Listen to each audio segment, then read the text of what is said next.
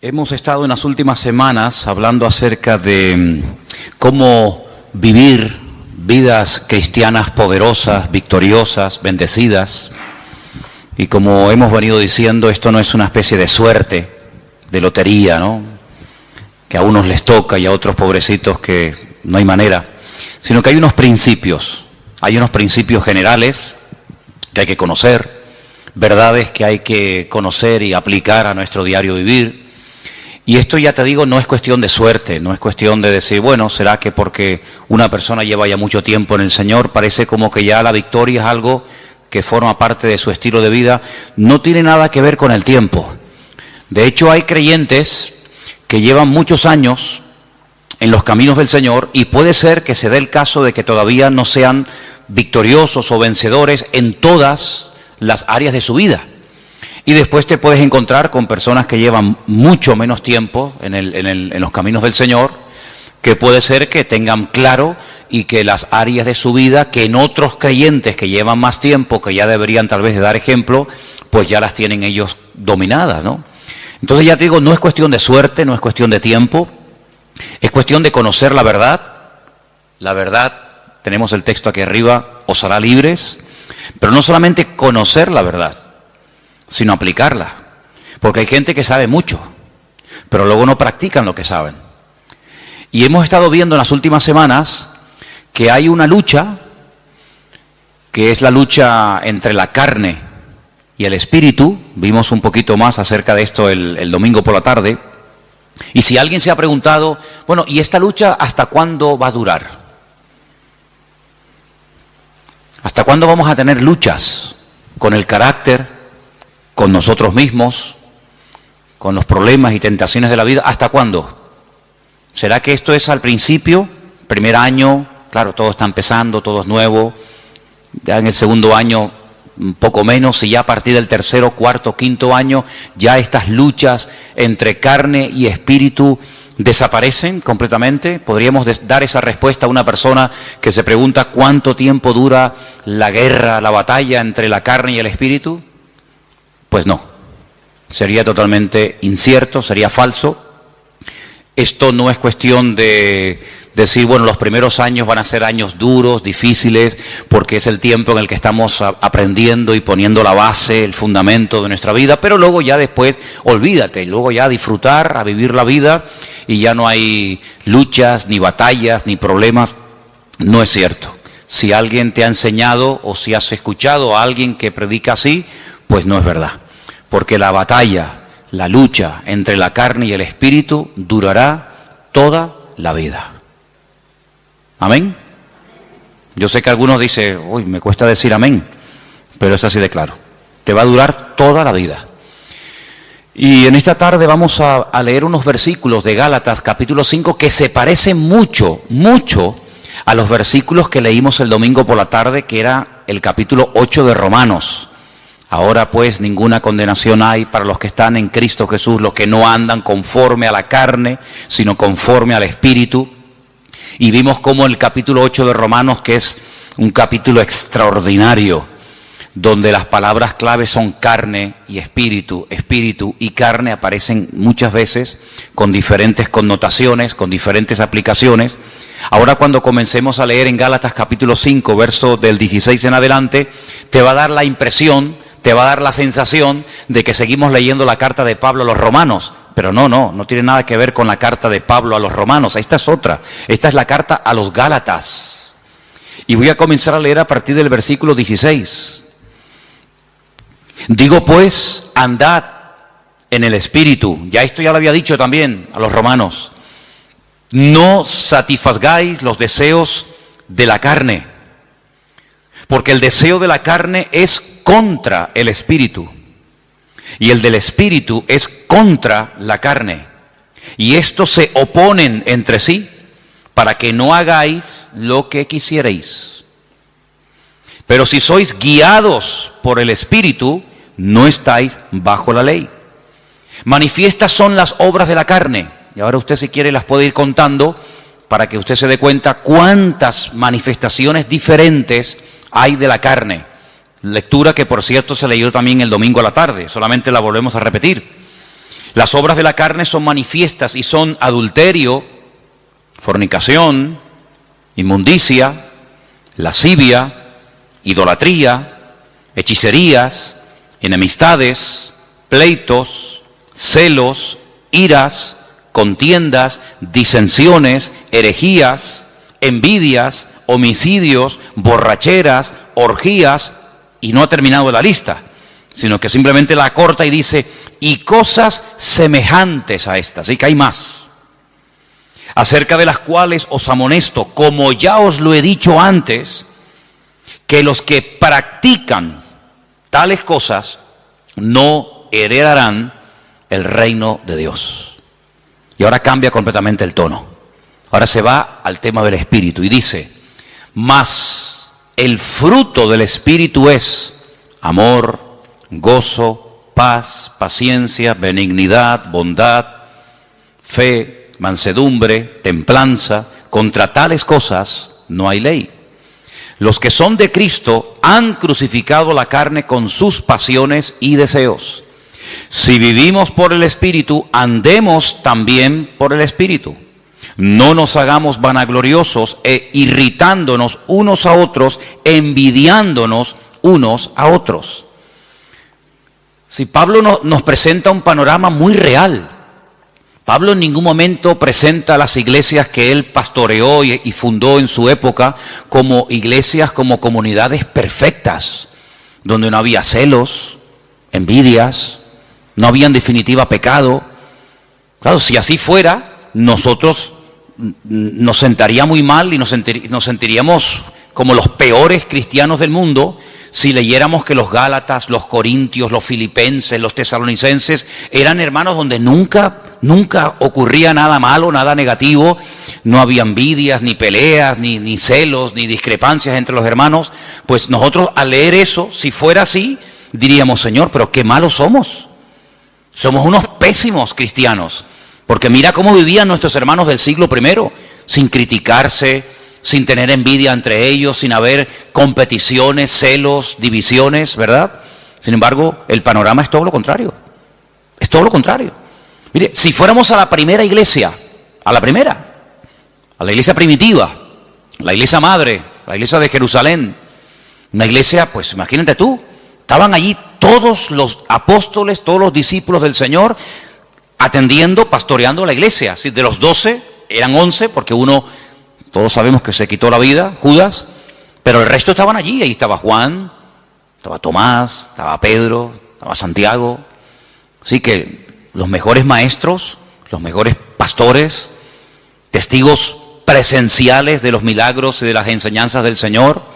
Algo increíble, una iglesia próspera. Dice la Biblia que no había necesitados entre ellos, no había necesitados. No había gente de clase alta, de clase baja, gente con un poder adquisitivo tremendo, gente que los pobrecitos no tenían ni para comer. Dice que entre ellos no había necesitados.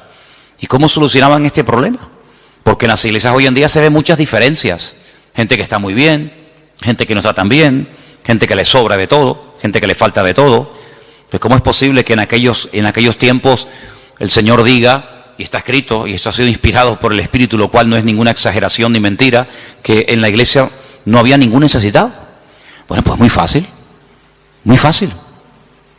Dice la Biblia que los que tenían mucho, vendían, se desprendían de su patrimonio y lo repartían a los que no tenían.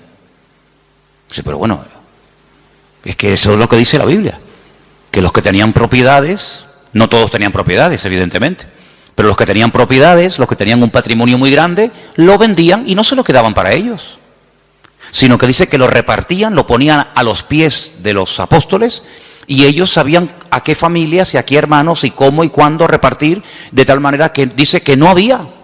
De puertas para afuera, en el mundo, en la calle, habría, imagínate tú, mendigos, necesitados, pero dice que en la iglesia no había necesitados entre ellos, sino que todos tenían todas las cosas en común.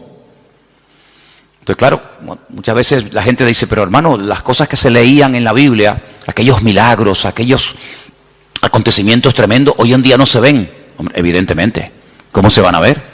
si la vida de los cristianos no tiene absolutamente nada que ver, nuestras vidas, con eso de la propiedad privada y con eso de la privacidad, etcétera, etcétera, nuestras vidas no tienen nada que ver con la vida que aquella gente llevó, por lo menos durante un tiempo.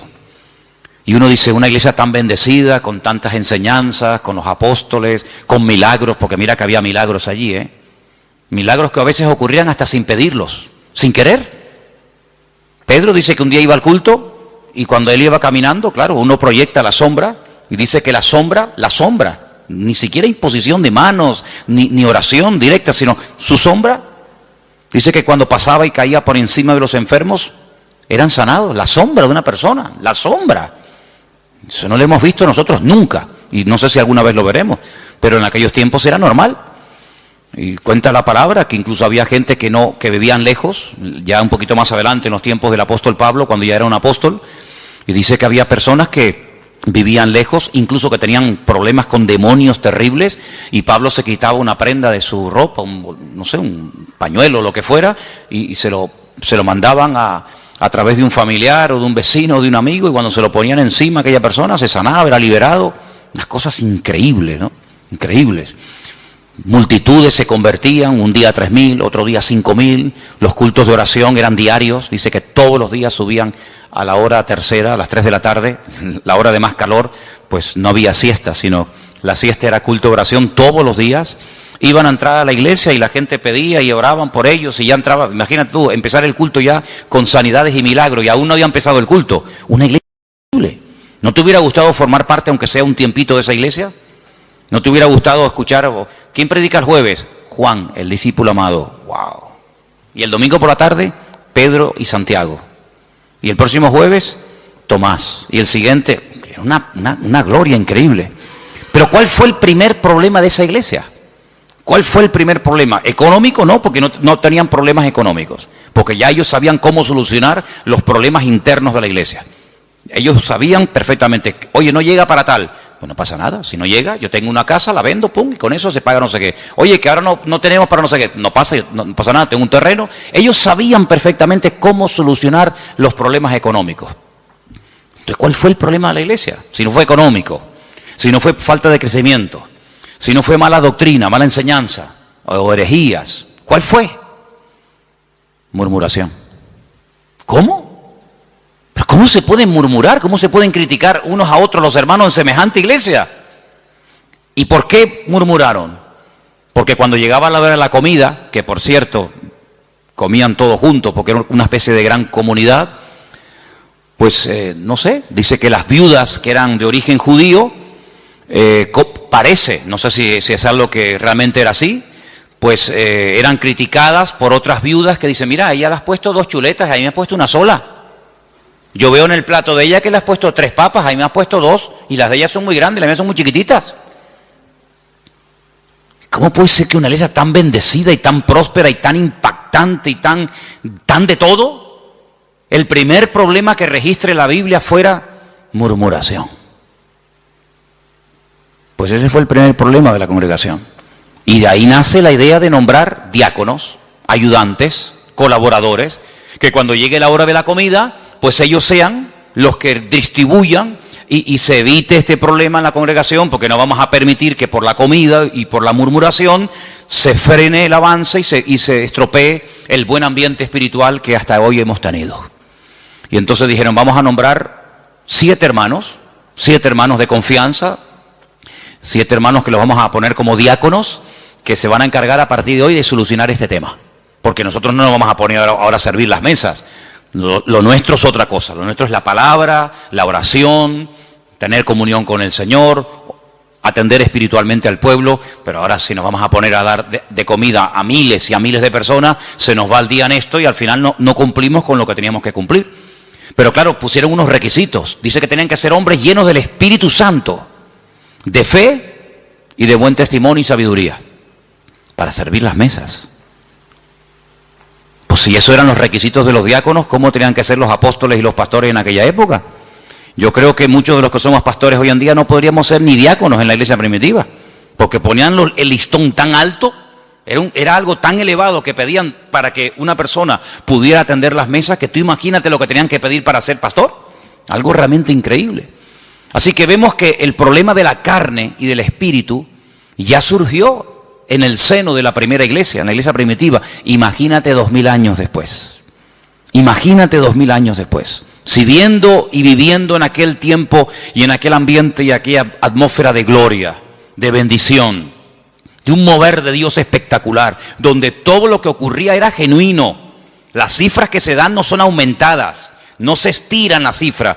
Bueno, eran 200 los que se convirtieron, pero tú pones ahí 5000. No. Todo era genuino, los milagros eran genuinos, las sanidades eran genuinas. Todo lo que ocurría era genuino, no eran cifras evangelásticas. Eran cifras genuinas, milagros realmente del Señor.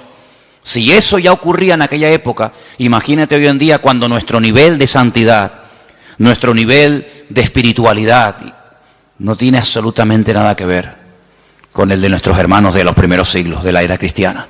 Entonces vemos que el problema dentro de la iglesia fue la carnalidad. Ahora, oraba y le pedía al Señor, Señor, tiene que haber algún cuadro, tiene que haber algún pasaje en la Biblia para que este tema que estamos tratando últimamente de la carne y del espíritu, de vivir en victoria o vivir en derrota, nos resulte lo suficientemente gráfico como para captar lo que más o menos quiere decir la Biblia cuando habla de la lucha continua entre la carne y el espíritu. Y hay un pasaje extraordinario. Hay un pasaje increíble y lo vamos a leer esta tarde y vais a ver cómo al entender ese pasaje vais a poder entender mucho más lo que me refiero cuando hablo de la carne y del espíritu. Vamos al primer libro de la Biblia, al primero, que se llama Génesis, capítulo 25. En Génesis capítulo 25 vamos a leer una historia muy conocida, pero de la cual vamos a extraer muchísimas lecciones para poder entender mejor la lucha entre la carne y el espíritu. Génesis capítulo 25, voy a leer a partir del versículo 19. ¿Lo tienen, hermanos? Muy bien. Dice así la palabra del Señor, presta atención, hermano. Estos son los descendientes de Isaac, hijo de Abraham. Abraham engendró a Isaac. Y era Isaac de 40 años cuando tomó por mujer a Rebeca, hija de Betuel, arameo de Padán Aram, hermana de Labán, arameo. ¿Cuántos datos en un solo versículo? La edad, el nombre del padre, el nombre del hermano, un montón de datos, todos muy importantes. Quédese con esta cifra, 40 años tenía cuando Isaac se casa. Y entonces dice en el versículo 21, y oró Isaac al Señor por su mujer, que era estéril, y lo aceptó el Señor y concibió Rebeca, su mujer. Y los hijos luchaban dentro de ella y dijo, si es así, ¿para qué vivo yo? Y se fue a consultar al Señor. Y el Señor le respondió y le dijo, 2 naciones hay en tu seno, y 2 pueblos serán divididos desde tus entrañas. El uno será más fuerte que el otro, y el mayor servirá al menor. Esa es la palabra que el Señor le da a esta mujer atormentada. Esta mujer que lo está pasando realmente mal, porque tiene una batalla, tiene una guerra dentro de su vientre. Entonces ella dice, Señor, si estar embarazada es esto, yo no quiero vivir, yo no quiero seguir adelante con este embarazo, quítame la vida. Y entonces ella se va y se refugia en el Señor y le dice, Señor, explícame qué es lo que aquí está pasando. Seguramente ella habrá hablado con otras mujeres, incluso a lo mejor, vete tú a saber, con alguna mujer que también estaba embarazada como ella en aquel tiempo. Y seguramente alguna le habrá dicho, oye, pues yo no sé, yo no te entiendo porque a mí no me está pasando nada de lo que tú estás diciendo. Entonces ella cuando se va a consultar con el Señor no es porque está un poquito mareada y tiene vómitos por la mañana temprano cuando se levanta y pierde el equilibrio y está cansada. No, ella está harta. Ella lo está pasando francamente mal. Pero va a consultar, va a buscar palabra de Dios. No va a quejarse, no va puerta por puerta, sino que ella va al único que le puede decir qué es lo que está pasando. Ella va al Señor y desahoga su alma delante del Señor, y el Señor le habla y le da una palabra tremenda. Mira, no llevas uno, llevas dos. Y son dos pueblos. Y están peleándose desde tu vientre. Y siempre será así. Y el mayor servirá al menor. Y entonces ya ella más o menos entiende qué es lo que está pasando. Seguimos. Versículo 24. Cuando se cumplieron los días para dar a luz, he aquí había gemelos en su vientre. Ya se lo había dicho el Señor, que había dos, no uno. Luego, aquí vemos que la primera parte de la palabra, no llevas uno, sino llevas dos, se está cumpliendo. Cuando ella vio salir uno y vio salir al otro, ella seguramente habrá recordado lo que el Señor le había dicho. Dos, llevas dos, no uno, dos. Luego, si la primera parte de la palabra se ha cumplido, prepárate porque la segunda también se va a cumplir. ¿Cuál es? Que se van a llevar como el perro y el gato. Que el mayor va a terminar sirviendo al menor. Que están divididos, enfrentados, peleados desde el vientre, ya están peleándose. Imagínate cuando sean grandes. Entonces dice en el versículo 25 que salió el primero, dice rubio, ahora hablaremos acerca de eso, y era todo velludo, como una pelliza, y llamaron su nombre Esaú. Fíjate que en el versículo 25 dice, y salió el primero. Ahora tendría que decir el siguiente versículo, y salió el segundo, ¿sí o no? Pues no dice eso. Cuando sale Esaú dice, salió el primero, pero cuando sale el otro hermano, dice el versículo 26, después, no dice el segundo, dice después. Salió su hermano, trabada su mano al calcañar de Esaú, y fue llamado su nombre Jacob. Y era Isaac de edad de 60 años cuando ella los dio a luz. Yo les dije que en el versículo 20 dice cuántos años tenía cuando se casó. 40. Y al final del versículo 26 dice cuántos años tenía cuando fueron padres. 60. Es decir, que durante 20 años intentaron ser padres y no pasaba nada. Dice la Biblia que ella era estéril. Pero Isaac sabía perfectamente que para Dios no hay nada imposible. Porque Isaac es el resultado de una oración de fe y de una intervención sobrenatural de Dios sobre su madre.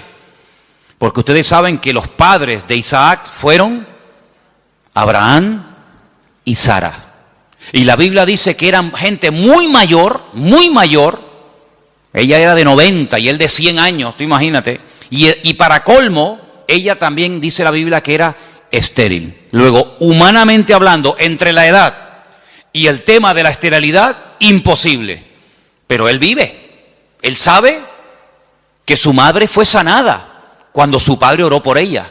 Luego, ahora otra vez, se repite por segunda vez en una mujer, en una matriarca, el mismo problema que Sara, es estéril. Y se volverá a repetir en la siguiente generación, en Raquel, sabemos, ¿no?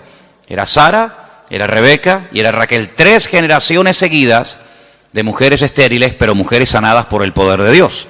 Una generación le daba ejemplo a la otra, y la otra a la otra, y así sucesivamente. Se pasaban la fe de unos a otros. Por eso dice que era la fe de Abraham, la fe de Isaac, la fe de Jacob, el Dios de uno, el Dios de otro, ¿verdad? No se aprendían cosas en una primera generación y luego no llegaban esa segunda y se terminaba diluyendo la bendición, sino que la bendición iba de menos a más. Date cuenta que, por ejemplo, Abraham ora, Dios sana a su esposa y tiene 1. El hijo nace y ora por su esposa y tiene 2. Y nace el tercero, que sería el nieto, en este caso el hijo de Isaac, y en vez de 2, tiene 12 varones y una hembra. Luego la bendición siempre va de menos a más. Ahora, fíjate qué curioso, 40 años tenía cuando se casó, 60 cuando fue padre. Quiere decir que durante 20 años Durante 20 años no hay registro en la palabra de que Isaac orara por este tema. Esta es la primera vez que encontramos a Isaac orando por un tema familiar. Esta es la primera vez que la Biblia dice que Isaac se paró y dice, lo hemos leído en el versículo 21, Isaac oró al Señor. Si ustedes leen antes de este versículo, en capítulos anteriores, no dice absolutamente nada. Luego, durante 2 décadas, durante 20 largos años, aquí no pasaba nada. Hasta que Isaac, el cabeza del hogar, se para y dice, aquí hay que orar. Pero el texto que estamos leyendo esta tarde, me llama mucho la atención porque cuando dice en el versículo 21, y oró, esa palabra, vayetar, significa oró insistentemente, porfiadamente. No oró de una forma superficial. Bueno, Señor, tú sabes que queremos ser Padre, ayúdanos en tu nombre, amén. Venga, vamos a hacer otra cosa. Sino que él se metió en serio con Dios. Él dijo, aquí hay un problema. Curioso que no dice que su esposa también oró con él, sino dice que él se puso enfrente de ella a orar por ella. Eso es muy curioso. Él tomó autoridad y dijo, bueno, a lo mejor tú ya te has resignado a no ser madre. Pero dice que él se paró frente a ella y él oró fervientemente. Bueno, por ahí hay un versículo en Santiago que dice que la oración del justo puede mucho. No dice así, me equivoqué, perdón. La oración eficaz del justo puede mucho. Corregí porque no es lo mismo decir que la oración del justo puede mucho que decir que la oración eficaz del justo puede mucho. Si quitamos la palabra eficaz, da a entender como que todo lo que oramos resulta con éxito, y no es así. Es la oración eficaz. Algún día hablaremos de cómo se arma, cómo se construye, cómo se hace una oración eficaz. Porque hay gente que dice, es que yo oro y yo no veo resultados. Y yo pido, pero llevo 20 años y yo no veo. Entonces la Biblia dice, es la oración eficaz. Porque hay oraciones que no son eficaces. Son oraciones, pero no son eficaces. Y una vez conté aquí que Alejandro Magno tenía en su guardia personal un grupo, creo que eran como de 400 y pico mujeres, que la llamaban las amazonas, que eran mujeres que se cortaban un pecho, amazonas, con un solo pecho, se quitaban un seno, porque eran las mujeres que tenían que protegerlo a él, era su guardia pretoriana, por decirlo de alguna manera, era su seguridad privada, personal, y las mujeres, lógicamente, al tener pecho, pues no se puede pegar el arco como un hombre se lo puede pegar y de esa manera apuntar, sino que al no poderse pegar el arco, la flecha no sale como tiene que salir. Entonces se sacrificaban por su rey, se cortaban un seno, pues se llama amazonas, con un solo seno, y de esa manera, donde ponían la flecha, o donde ponían el ojo, ponían la flecha. Entonces eran personas que se sacrificaban, se amputaban un miembro de su cuerpo con tal de cumplir con su cometido. Bueno, el Señor dijo una vez que si tu ojo te produce problemas, que te lo arranque. O si tu problema no está en los ojos, sino en las manos, pues arráncatela o córtatela. Porque mejor es entrar tuerto, ¿no? Se dice tuerto, ¿no? Mejor es entrar con una sola mano que no entrar. Entonces, si hay algún miembro de tu cuerpo que te está causando problemas, pues ya sabes lo que tienes que hacer. Si lo quieres tomar simbólicamente o lo quieres tomar literalmente, tú verás. Pero tú tienes la responsabilidad de cortar, de quitar de tu vida todo aquello que te está impidiendo obtener resultados.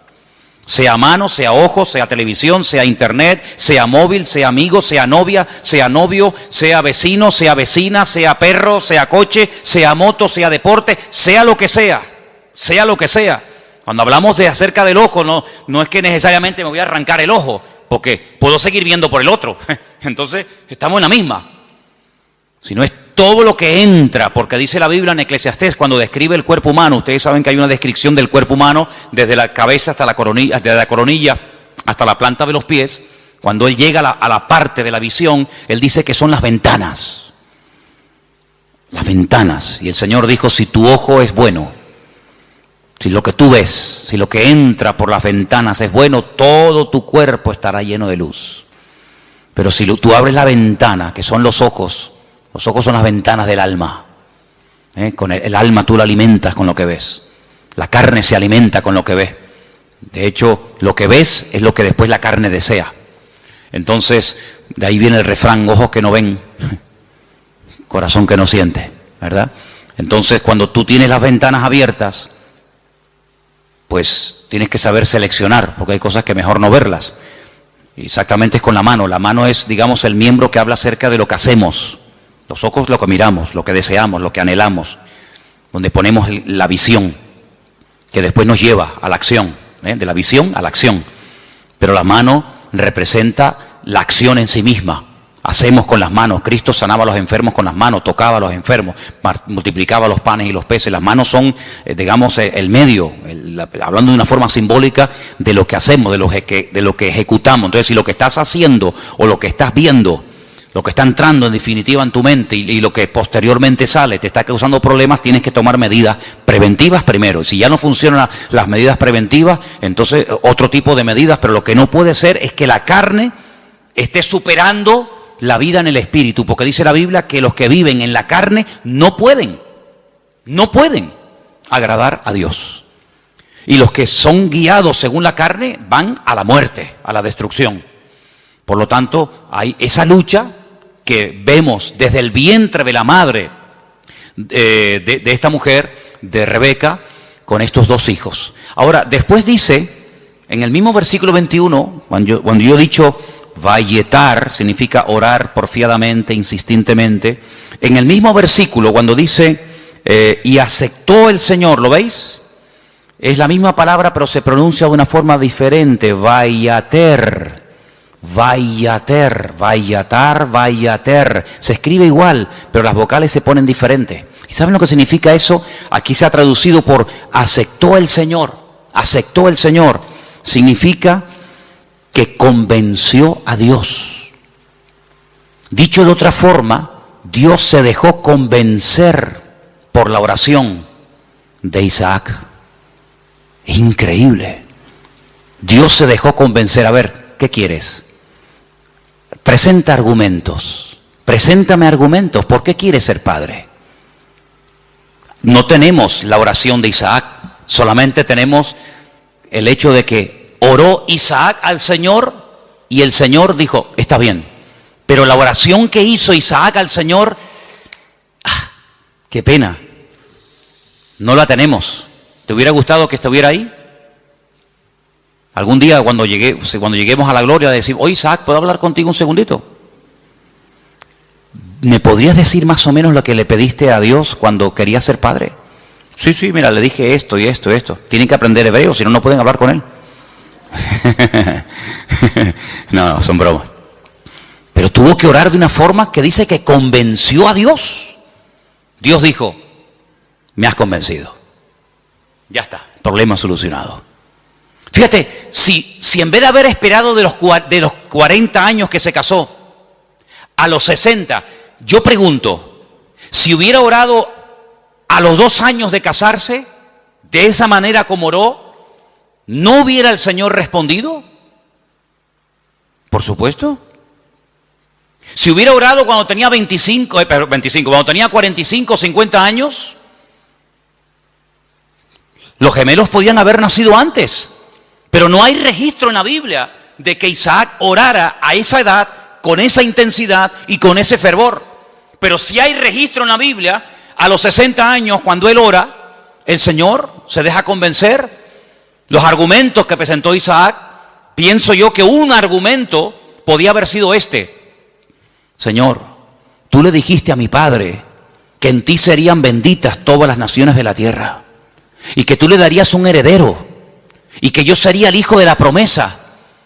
Pero Señor, cuando yo me muera, mi padre vio en mí el cumplimiento de la palabra. Yo soy el hijo de la promesa. Por eso me pusieron Isaac, que significa ríanse, gócense, alégrense. Estaba todo cerrado, estaba todo opuesto. la esterilidad de la madre, la vejez del padre, imposible. Pero ríanse, Isaac, yo soy el hijo de la promesa, pero ¿y cuando yo me muera? Se acabó la risa, se acabó la alegría. Cuando yo y mi mujer nos muramos, ya no hay continuidad. La bendición nació y murió con nosotros. ¿Cómo puede ser esto? Señor, dame hijos para que siga la bendición. Y ahí presenta argumentos.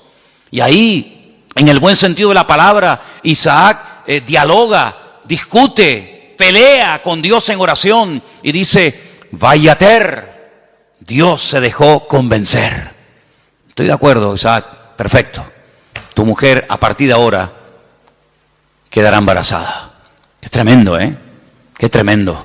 Si nos tomáramos más en serio, no solo la oración, sino cómo oramos, qué diferente sería nuestra vida, ¿sí o no?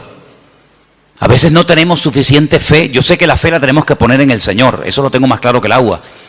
Pero el Señor nos ha dado un medio poderosísimo, que es la oración. Si lo usáramos más, si oráramos más fervientemente, y esto no tiene nada que ver con el carácter de uno, porque Santiago cuando dice que la oración eficaz del justo puede mucho, pone un ejemplo. Uno dice, bueno, oración eficaz de un justo, a ver, ¿quién podría ser? ¿Quién? No hace falta que te rompas la cabeza. Santiago dice, Elías era un hombre, dice, sujeto a pasiones semejantes a las nuestras.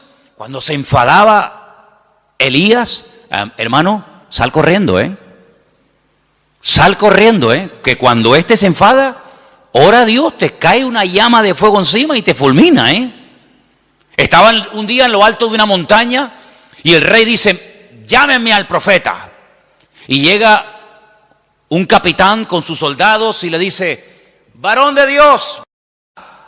Así como no le gustó mucho el tonito, no le gustó mucho la forma tal vez como se lo dijo. Y Elías se le queda mirando y le dice, varón de Dios, ¿no? Así como con rintintín. Si yo soy varón de Dios, que quede bien claro y que caiga fuego del cielo y hace ¡uf! Los calcinó a los 50. Hicieron un asado ese día allí en medio del campo.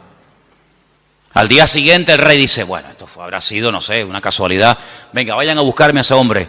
Varón de Dios, venga, date prisa. Sí, si yo soy varón de Dios, que quede bien claro, ¡fum! Ya van 100.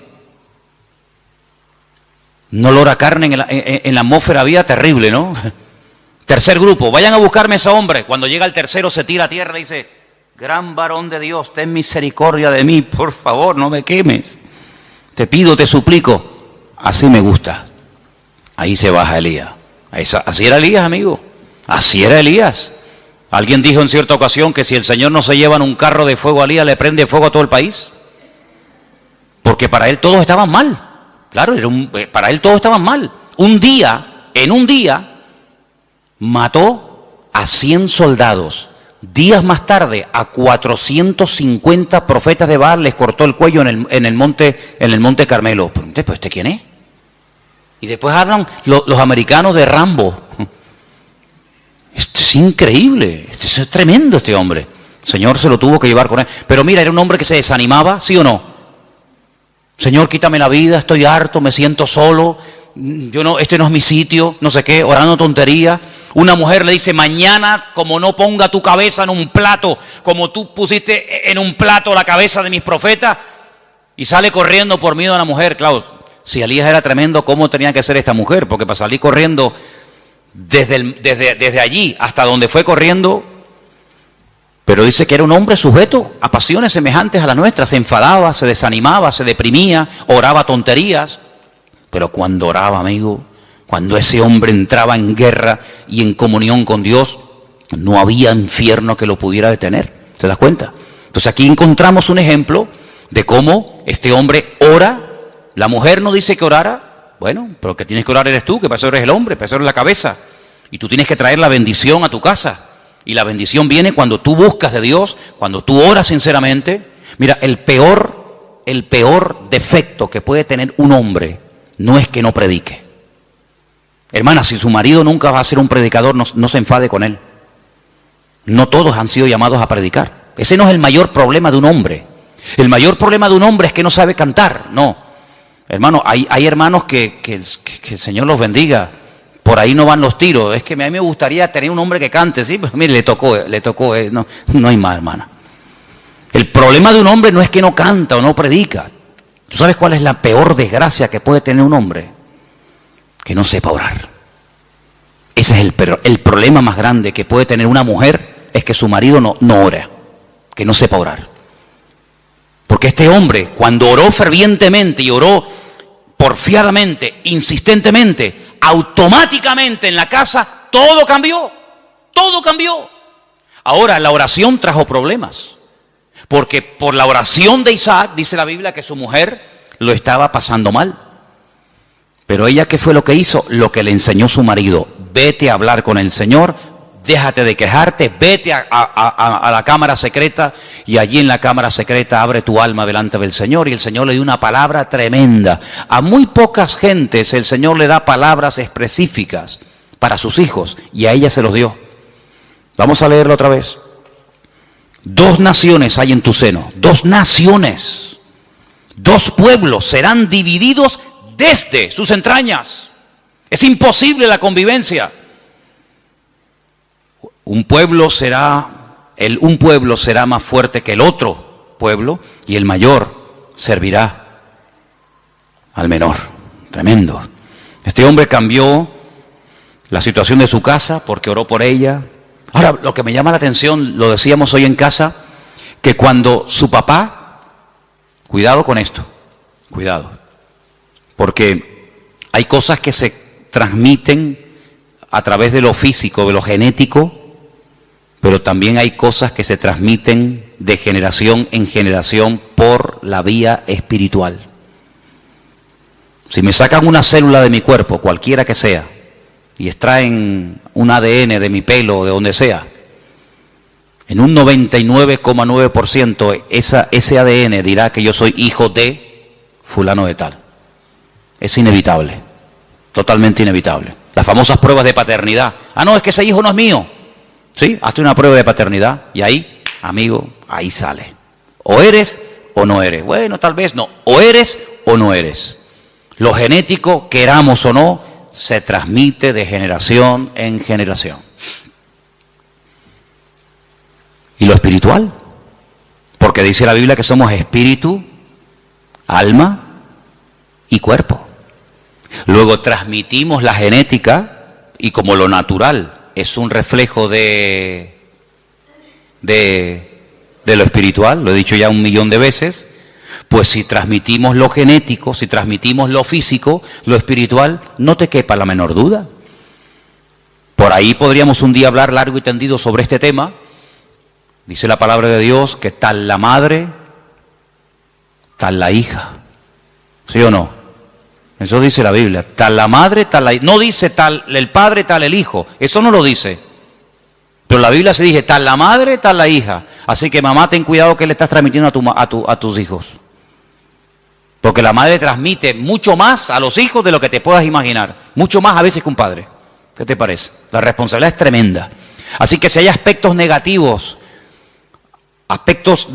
espiritualmente hablando de tu madre o de tus antepasados, métete en la habitación con el Señor y que Dios corte todo eso lo antes posible. Para que no seas tú una víctima de cosas del pasado. Aunque un día hablaremos más detenidamente sobre todo esto. Pero lo que quiero decir con todo esto es que él no tomó una sierva. Él podía haber dicho, bueno, ¿qué hizo mi padre cuando oró y no venía yo, vaya, no nacía yo? ¿Qué hizo mi padre? Tomó una sierva. Era la costumbre de la época. La costumbre, no lo bíblico, no lo correcto. Por dejarse llevar por la costumbre, resulta que hasta el día de hoy estamos pagando las consecuencias de aquello. Porque no fue una palabra dada por el Señor, como ahora el Señor le está diciendo a Rebeca lo que le está pasando, sino que fue una costumbre. Cuando la señora de la casa no podía tener hijos, o bien porque fuera estéril, o bien porque fuera demasiado mayor, la costumbre era una criada, la criada de la señora, la criada de confianza de la casa, pues podían tener relaciones sexuales, el amo con ella, y ese hijo que naciera se consideraba hijo legítimo del matrimonio. De hecho, había prácticas que a la hora de parir Se ponía una debajo y otra arriba, y las dos hacían como que estaban pariendo, y no, era toda una historia, ¿no? Isaac podía haber dicho, bueno, pues yo voy a hacer lo mismo. Él no hizo eso, porque él aprendió que imitar lo que otros hacen para obtener resultados no es lo correcto. No hay que imitar lo que hacen otros, y mucho menos tomar costumbres y aplicarlas como si fueran principios bíblicos. Tú no tienes que imitar a nadie. Es que mi padre lo hizo, pero eso no significa que tú lo vas a hacer.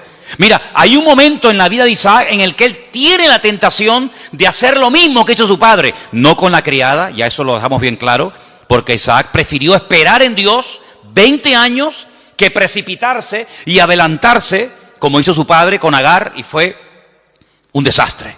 Que al final saben que tuvo que expulsarla, al hijo, etcétera, etcétera. Pero hay un momento en el que él quiere bajar a Egipto, porque su papá bajó a Egipto. Y entonces el Señor lo para y le dice, no, tú no bajas a Egipto. Entonces no tengas la tendencia de imitar, de copiar, de hacer lo que otros hacen, porque en ese caso le resultó favorable, o tuvo algún éxito, o tuvo alguna bendición. Dios no es un Dios de métodos, es un Dios de principios. ¿Cuántos dicen amén? Usted no tiene que imitar, no, es que es como, por ejemplo, usted sabe que cuando hay una persona enferma, siempre hay alguien que se te acerca a decirte lo que tienes que tomar. Cuando hace poco tenía la garganta mal, me afectó un poco la garganta, si yo me hubiera tomado todo lo que me dijeron, me hubieran envenenado. Me hubieran envenenado. No, tienes que tomarte tomillo con un poco de orégano y con una cuchara y una yema de huevo. Al rato venía otro. No, lo que tú tienes que hacer es tomarte gárgaras de limón con miel por la mañana. Venía otra. No, lo tienes que hacer de una infusión de jengibre. Si yo llego a mezclar todo eso, estaría muerto. Porque todos tenemos siempre la tendencia de decir a los demás lo que tienen que hacer. Y aquí vemos algo muy importante. Isaac dijo, mi padre hizo mal. Hizo mal. Pero yo no voy a imitar a mi padre. Yo voy a orar al Señor, y aunque seguramente Isaac tenía muchas criadas y muchas siervas, yo no voy a hacer eso. Y eso se lo transmitió a su mujer, de tal manera que ella, cuando está mal, lo que hace es lo que su marido le ha enseñado. Vete a orar y el Señor te dirá lo que tienes que hacer. ¿Cuántos dicen amén? Tremendo, este pasaje me gusta muchísimo. Así que no toma el ejemplo de su padre, pero ahora vamos al versículo donde dice que los hijos luchaban dentro de ella.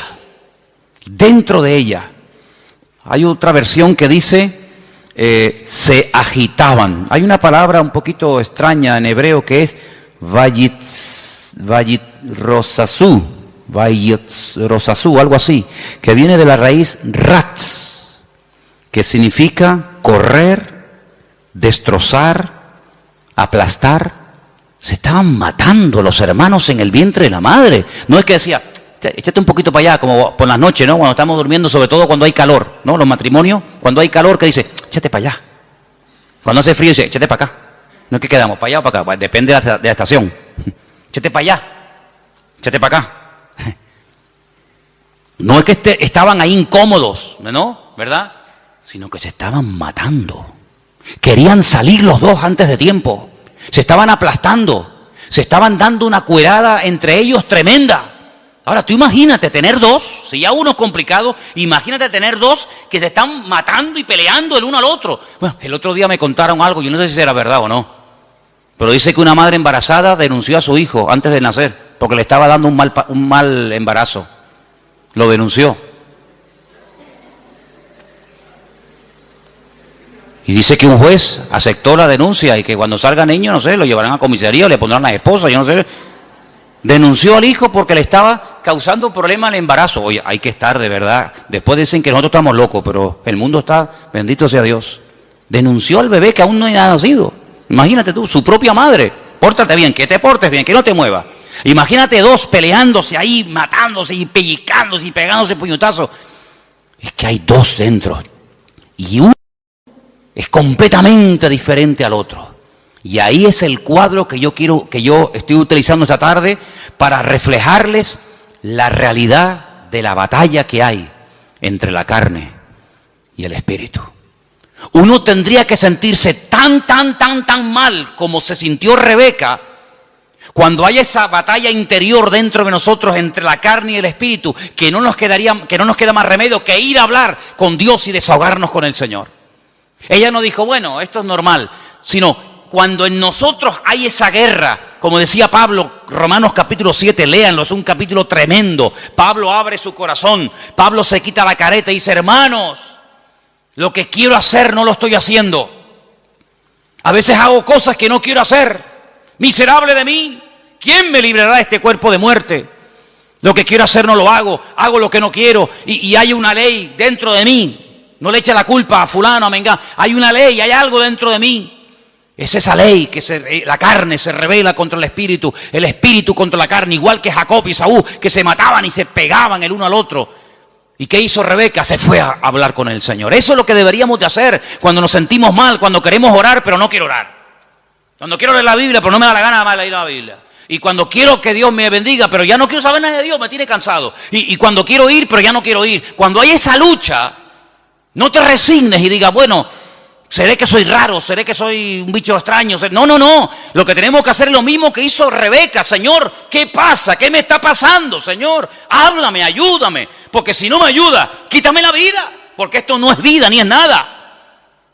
No lo dijo, pero casi probablemente estuvo tentada a decir, es que yo estaba mejor antes que ahora.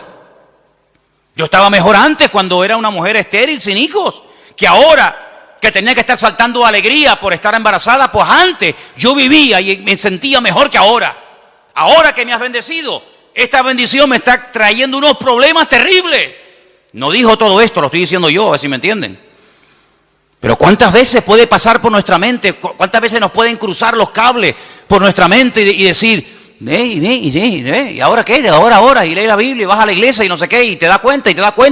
El diablo es tremendamente cruel con nosotros y nos hace ver un panorama irreal, pero lo pinta de tal manera que parece que es real. Tremendo. Ya se lo dijo al Señor, solamente te quiero pedir una cosa, que te postres y me adores. Y si lo haces, mira qué fácil, te postras, me adoras y ya está. Te doy todos los reinos de la tierra. Y el diablo lo que quiere, detrás de toda tentación, detrás de todo ataque, siempre está lo mismo. Claudica, tira la toalla, ríndete. ¿Y qué es rendirse? Es darle la razón al diablo. Pero dice la Biblia, sométete a Dios, resiste al diablo y huirá de vosotros. ¿Cuántos dicen amén? No dice, no, yo me someto a Dios y el diablo huye. Es que no dice eso. Como tú te estés montando una vida cristiana diferente a los principios que dice la palabra, te vas a llevar cada palo, te vas a llevar cada desilusión, porque ves que haces cosas y no funcionan. Y no hay nada peor que hacer algo y ver que no funciona y te enfadas con Dios. Someteos a Dios, someterse a Dios. ¿Qué es someterse a Dios? Habrá que explicar a estas alturas lo que es someterse a Dios. Hermano, rendirse a Dios, sin condiciones. Es que yo siento, es que yo creo, es que a mí me parece, es que yo haría. Someterse, rendirse. Tú has perdido la guerra, el que manda soy yo. No me digas a mí dónde tienes que vivir, cómo tengo que vestirte, cómo tengo que tratar, porque tú te has rendido. El que he ganado soy yo, y el que gana la guerra le dice al vencido cómo tiene que hacerse las cosas. No me vengas a poner condiciones. Someterse a Dios, rendirse a Dios. Ya no vivo yo. Muy bien, perfecto. Ahora que te has sometido, ahora que te has rendido, ahora puedes resistir. ¿A quién? Al diablo. Y huirá, tiempo futuro, huirá. Pero no me dices cuándo, no. Te digo el presente, sométete, resiste, tiempo presente. Y en futuro, la victoria, huirá. Es decir, si tú te has sometido a Dios, tú sabrás, yo no sé. Si tú te estás sometiendo a Dios diariamente, porque no es que me sometí el domingo pasado y durante toda la semana hago lo que me da la gana. No, me someto el lunes, me someto el martes, me someto el miércoles, me someto cada día, cada instante de mi vida. Si yo me estoy sometiendo, yo tengo que resistir el lunes, el martes, el miércoles. Y si no se ha solucionado el problema, si no ha huido el enemigo, si no se ve un rayo de luz en el horizonte, ¿qué hago? Pues quiere decir que tienes que seguir sometiéndote a Dios y resistiendo. Sometiéndote y resistiendo. ¿Hasta cuándo? Hasta que huya. Ese es el objetivo, hacer huir al enemigo, ¿sí o no? Cuando tú te montas en un avión, imagínate que te vas de aquí a Madrid.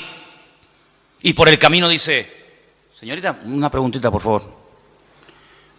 ¿Estas turbulencias es normal? Sí, sí, es normal. ¿No me podría dejar usted a mí por el camino, por favor?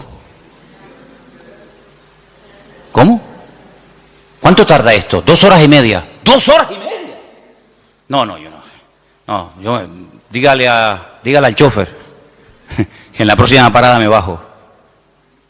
Menos mal que no hay timbre en los aviones. Si hubiera timbre, ¿cuántas veces le darían la paliza al pobre piloto? Para, aquí me quedo. No, tú tienes que llegar hasta el final, porque tú saliste de un sitio para llegar a otro.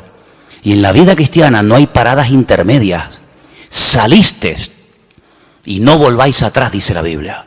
El Señor le dijo al pueblo de Israel, no hagan otra vez nunca este camino de vuelta. Yo los he sacado de allí para llevarlos a la tierra de prometida, la tierra que fluye leche y miel. No se les ocurra nunca más, ni a ustedes, ni a vuestros descendientes, hacer el camino de vuelta a Egipto. Porque no hay marcha atrás. Y en la vida cristiana dice que el que pone la mano en el arado no puede mirar atrás. Porque si pongo la mirada atrás, el surco no sale derecho, sale todo torcido. Y eso es un desastre. Es un desastre. Por lo tanto, vemos en este pasaje que se oró, se obtuvo resultados. Pero lo que queremos hablar con todo esto es de la diferencia de Esaú y de Jacob para después darnos cuenta de lo que es la carne y de lo que es el espíritu. Serían divididos, separados, enfrentados desde el vientre de su madre. Es decir, convivencia cero, imposible. Cuando hace años, ¿se acuerdan los que estaban? Algunos todavía no saben esto, pero cuando estábamos en el puerto de la Cruz y en una de las casas que hay allí, ¿se acuerdan ustedes que vinieron aquellos santeros? Eran cubanos, total, ¿qué más da? Pero eran cubanos. Hubieran sido japoneses, pues digo, santeros japoneses. Aunque nunca me imagino un santero japonés, pero bueno. Vinieron aquellos santeros japoneses y lo primero que me dijeron el primer día, dice, venimos a por ti, por tu casa, por tu iglesia, por tu ministerio, vamos a destruirte. Ya. Yo miré así para que no hubiera ningún hermano y me escuchara. Porque algunos cuando a lo mejor vieron a Cristo volcar las mesas y se sacó el cinturón, dijeron, ¡ah! El Señor se enfadó. Sí, se enfadó, porque hay momentos para enfadarse. Entonces el Señor volcó las mesas y lo volcó correctamente. No se equivocó. ¿Ustedes creen que se equivocó el Señor? Lo hizo todo perfecto. Pues yo le dije a aquello, digo, ay amigo, ustedes no saben dónde han caído. Y una serie de cosas más. Entramos en guerra. Claro, entramos en guerra, mataron palomas. Me iba por las mañanas allí, tenían todo el patio lleno de huevos, de plumas, de sangre, un pavo degollado, velas negras, cocos, no sé qué. Y yo digo, tú sigue haciendo lo que quieras. Sí, haz lo que quieras. Como si quieres matar una piara de cochinos aquí en el patio, me da exactamente igual. Y el Señor me dio una palabra orando una noche en el muro allí en Jerusalén. Y me dijo, de aquí a poco se irán y no los verás nunca más. Mirarás y el malo ya no estará.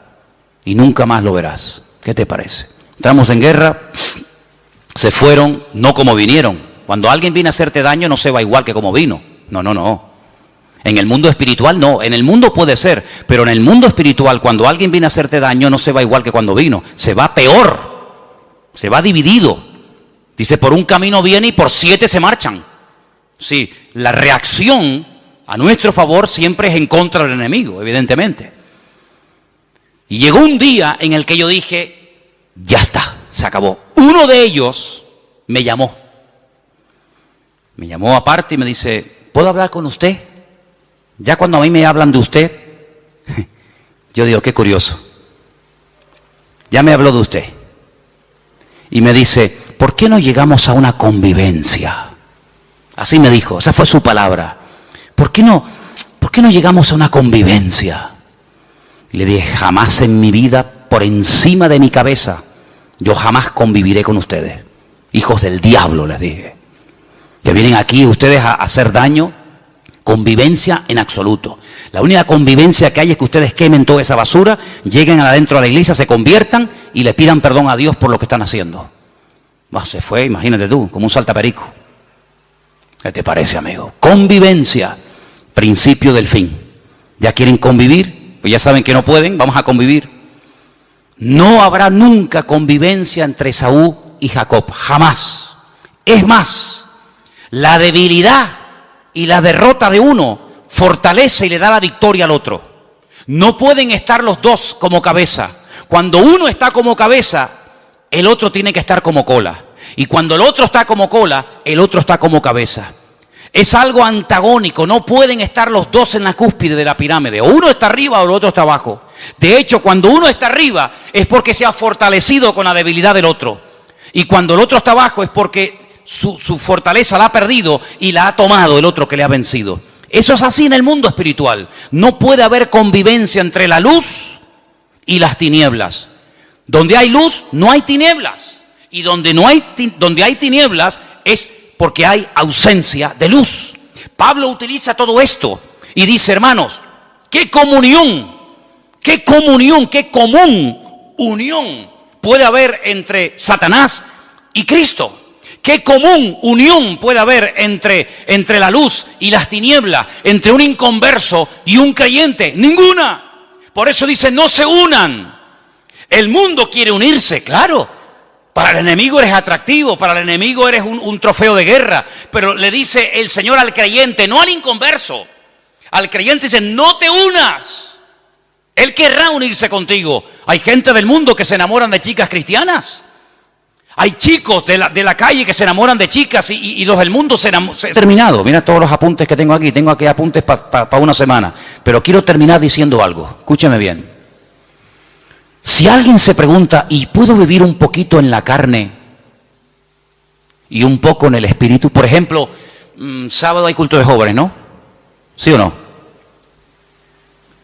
Bueno, pues el sábado canto, oro, alabo a Dios. El domingo también, porque hay culto, entonces tengo que portar bien.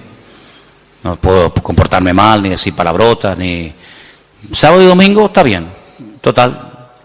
Pero claro, ya el lunes, el martes que no hay culto, el miércoles que no hay culto, entonces no has entendido nada. Porque no se puede convivir, no se puede vivir en la carne y en el espíritu. Hubo un hombre en la iglesia de Corinto que estaba dentro de la iglesia, dentro del cuerpo de Cristo, pero estaba viviendo en la carne. ¿Sabéis? El caso, ¿no? Dice la Biblia que el pecado que estaba cometiendo, cuando Pablo se lo comenta, dice, oye, pasa esto y esto. ¿Cómo? Dice, lo que ese hombre está haciendo, el pecado que está cometiendo ese perverso, lo llama así la Biblia, perverso, que viene de pervertido. Dice, ni los del mundo lo practican. Ni los del mundo están viviendo en tanto desorden como ese que se llama hermano, pero se ha metido dentro de la congregación y no tiene nada que ver con una vida de un cristiano. Pablo dice, yo ya lo tengo claro. Bíblicamente dice, yo ya he juzgado ese caso. Yo ya lo he juzgado. Juntaos vosotros con mi postura, con mi espíritu, con mi determinación y cogerlo y sacarlo de ahí. Entréguenselo a Satanás para que destruya la carne a ver si su espíritu se salva. Una cosa increíble. Entonces le dijeron, mira, ven para acá, aquí no puedes venir más. Te estaba acostando con la mujer de su marido, de su padre, que a lo mejor no era su madre, pero podía ser la madrastra. Estaba teniendo relaciones sexuales con la mujer de su padre. Y Pablo dice, pues pero eso, ni en el mundo se hace eso, ni en la cebra. 400 antílopes. ¿Y a dónde ataco? ¿A dónde voy? Espera. Empiezan a observar. Uy, aquel camina raro. Empiezan a mirar, va cojo, es mayor. Se cansa, va el último. Hacen una estrategia de tal manera que a ese, que no puede ir al ritmo de los otros, lo aísla, la manada se va, lo deja solo, y cuando está solo, encima, débil, enfermo, se le tiran encima y se acabó. El diablo es un ladrón que viene a hurtar, a matar y a destruir. Lo que le da fuerza al diablo en un país son los carnales. Lo que le da fuerza a los demonios en una nación, en un continente, son la gente carnal.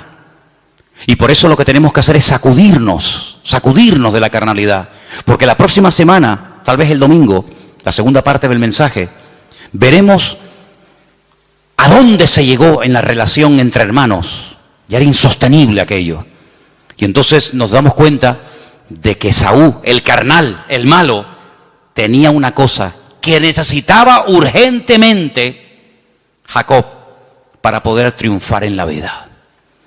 Y entonces vamos a descubrir qué es lo que tiene el mundo, qué es lo que tiene Esaú, que a nosotros nos interesa quitárselo, pero cuando se lo quitemos, ahí te quedas, Esaú. Entonces, hermanos, eso es lo que significa pelear la buena batalla. Se dan cuenta que hay tanto material, se dan cuenta que hay tanto tema, pero lo importante es que le digas al Señor otra vez. Sé que el domingo te pedí que lo dijeras, pero otra vez te pido que hoy lo hagas. Señor, no quiero vivir en la carne. Cierra tus ojos ahí donde estás. Quiero vivir sometido al Espíritu. No quiero el espíritu de Esaú. No quiero ser un carnal. No quiero ser una persona que menosprecia las bendiciones, sino que pelea para obtener la bendición de Dios. Isaac cambió su casa cuando oró y obtuvo resultados en el nombre del Señor. Y hay cosas que tú tienes que tomar autoridad y pelearlas y orar en el nombre del Señor, con la autoridad del Señor y su palabra, porque el Señor te ha llamado a ti a vivir en victoria. Y en esta noche yo quiero que tú le digas: Señor, quiero vivir en el Espíritu, ayúdame a vivir en el Espíritu, renunciando a la carne, renunciando a vicios, renunciando a viejos recuerdos, a costumbres, renunciando a todo lo que no trae gloria a Dios. Y en esta tarde me someto al señorío de Cristo. En esta tarde me someto a la palabra, al trato de Dios en mi vida. En esta tarde, Señor, me someto al Señor para que pueda resistir al enemigo y obtener victoria. Gracias, Padre, porque tú eres poderoso en mí. Gracias, Padre, porque mayor es el que está conmigo que el que viene contra mí. No hay nada ni nadie que pueda destruir a un hijo de Dios. Hagan lo que hagan y digan lo que digan. De hecho, lo han hecho y es una pérdida de tiempo. Es al contrario. Cada vez la bendición viene al que está siendo atacado, al que está siendo perseguido, porque la unción trae persecución. Y cuando hacemos la voluntad de Dios, el Señor siempre bendice. El resultado, el botón de muestra, es lo que Dios está haciendo en las vidas. Y eso es algo incuestionable. Bendito sea el nombre del Señor. Recibe toda la gloria y enséñanos estos principios para que no vivamos ni un minuto más en la carne, sino en tu Santo Espíritu y en tu palabra. En el nombre de Jesús. Amén.